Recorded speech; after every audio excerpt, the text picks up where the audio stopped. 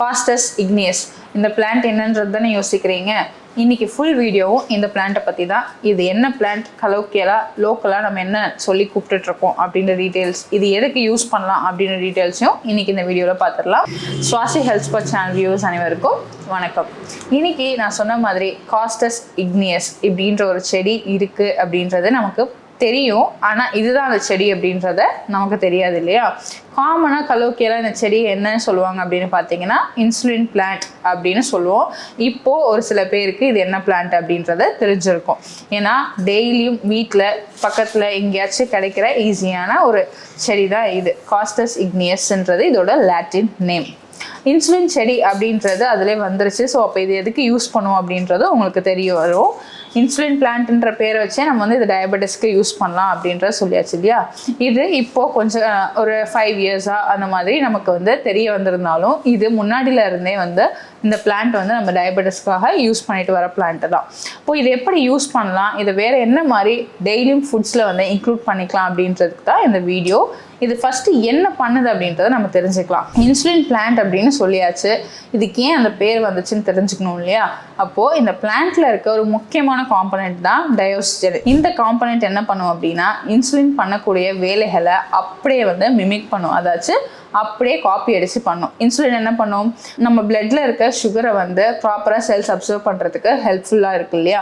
அதே மாதிரி தான். ஆனால் இதோட இலைகள் தான் நம்ம வந்து மோஸ்ட்டாக யூஸ் பண்ணுவோம். இந்த இலைகளை டெய்லியும் எடுத்துக்கிறதுனால என்ன ஆகும் அப்படின்னா உங்களுக்கு பிளட்ல இருக்க சுகர் லெவல்ஸ் வந்து செல்ஸ் அப்சர்வ் பண்ணுறதுக்கும் மசில்ஸ் அப்சர்வ் பண்ணுறதுக்கும் யூஸ்ஃபுல்லாக இருக்கும். அதனால மட்டும்தான் இதுக்கு வந்து இன்சுலின் செடி அப்படின்ற ஒரு பேரே வந்திருக்கு. இப்போ என்ன செடின்னு தெரிஞ்சிருச்சு, என்ன பண்ணுதுன்னு தெரிஞ்சிச்சுல. இதில் வேற என்ன காம்பனண்ட் இருக்குது, வெறும்னே இன்சுலினை மட்டும் மிமிக் பண்ணால் நமக்கு சுகருக்கு மெடிசனே எடுத்துக்காம இதை மட்டும் எடுத்துக்கினா போதுமா அப்படின்ற ஒரு டவுட் இருக்கும் இல்லையா. அதுதான் தவறான விஷயம். டயபெட்டிஸ் இருக்கு அப்படின்னா ஃபர்ஸ்ட் வந்து உங்களோட லெவல்ஸ் ரொம்ப முக்கியம். லெவல்ஸ் எப்படி இருக்குன்றத நம்ம வந்து ஃபர்ஸ்ட் தெரிஞ்சு வச்சுக்கணும். எல்லாருமே இந்த செடியை தாராளமாக எடுத்துக்கலாம் சுகர் பேஷண்ட்ஸ். ஆனால் இந்த செடியை மட்டுமே நான் எடுத்துப்பேன் அப்படின்னீங்கன்னா அது வந்து தப்பு. நீங்கள் வந்து மெடிகேஷன்ஸ் எடுத்துக்கிட்டு இதை வந்து கூட வந்து ஒரு சப்போர்ட்டுக்கு இந்த செடியை வந்து லீஃபை வந்து தாராளமாக யூஸ் பண்ணிக்கலாம். சுகரை வந்து உங்களுக்கு நல்லாவே கண்ட்ரோல் பண்ணி கொடுக்கும். இதில் இருக்க ஃப்ளேவனாய்ட்ஸாக இருக்கட்டும் இல்லை டேனின்ஸாக இருக்கட்டும் என்ன பண்ணும் அப்படின்னா சுகர்னால வரக்கூடிய காம்ப்ளிகேஷன்ஸ் இருக்கு இல்லையா, டயபெட்டிக் நியூரோபதி, டயபெட்டிக் ரெட்டினோபதி, அந்த மாதிரி விஷயங்கள் வந்து வராமல் இருக்கிறதுக்கு இது வந்து ரொம்ப ஹெல்ப்ஃபுல்லாக இருக்கும். அப்போ நீங்கள் என்ன பண்ணணும் அப்படின்னா ரொட்டீனாக வந்து உங்களோட டயபெட்டிஸ் வந்து இந்த ஃபாஸ்டிங் பிளட் சுகராக இருக்கட்டும் இல்லை போஸ்ட் பிராண்டியல் பிளட் சுகர் சொல்லுவோம் இல்லையா, சாப்பிட்டதுக்கு அப்புறம் இருக்கக்கூடிய சுகர் அளவுகளாக இருக்கட்டும், அதை வந்து ரெகுலராக செக் பண்ணுறது ரொம்ப முக்கியம். அதே மாதிரி HbA1c அப்படின்றதையும் நீங்கள் செக் பண்ணி உங்களோட சுகர் லெவல்ஸை வந்து நீங்கள் கண்ட்ரோலில் வச்சுட்டு இருக்கீங்களா அப்படின்றதையும் கவனிச்சுக்கணும். இது எல்லாமே நான் பண்ணிட்டு வரேன். கூடவே வந்து லைஃப் ஸ்டைலையும் நான் ஃபாலோ பண்ணுறேன். டெய்லியும் வந்து 1 மணி நேரம் எக்ஸசைஸ் பண்ணுறேன், இல்லை டெய்லியும் ஏதோ ஒரு வாக்கிங்கோ ஏதோ ஒரு விஷயம் நான் பண்ணிட்டு தான் இருக்கேன். அதே மாதிரி என் ஃபுட்டு பார்த்தீங்க அப்படின்னா நான் கரெக்டாக வந்து கொஞ்சமாக அளவு அரிசி, அதுவுமே வந்து ஒயிட் ரைஸ் இல்லாமல் நான் வந்து நாட்டு வகை அரிசி தான் எடுத்துக்கிறேன்.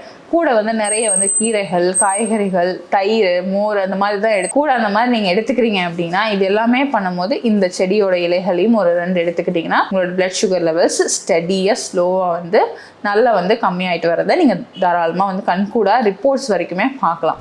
அப்போது இந்த இலையை வந்து எப்படி எடுத்துக்கலாம் அப்படின்னு கேட்டிங்கன்னா தாராளமாக நீங்கள் வந்து டெய்லியும் வந்து 1 to 2 இலையை வந்து ஃப்ரெஷ்ஷாகவே நீங்கள் வந்து மென்னே சாப்பிடலாம். காலையில் வெறும் வயிற்றுல இதை சாப்பிட்டுட்டு வரும்போதும் உங்களுக்கு லெவல்ஸ் கம்மியாகும்.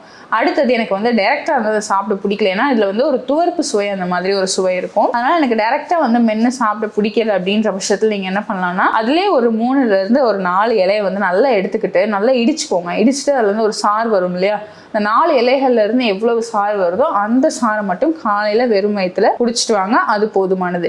இதுவுமே எனக்கு வேணாம் வேற ஏதாச்சும் சொல்லுங்க அப்படின்னா சூப்பரான ஆப்ஷன் என்னன்னா நீங்க சாலட் சாப்பிட்ற பர்சனா இருக்கீங்க அப்படின்னா இல்லை கீரை செஞ்சு சாப்பிட்ற பர்சனா இருக்கீங்கன்னா இதையே வந்து நல்லா துண்டு துண்டா கட் பண்ணிட்டு கீரையில மிக்ஸ் பண்ணிக்கோங்க. வித் கோகனட் தாராளமாக எடுத்துக்கலாம்.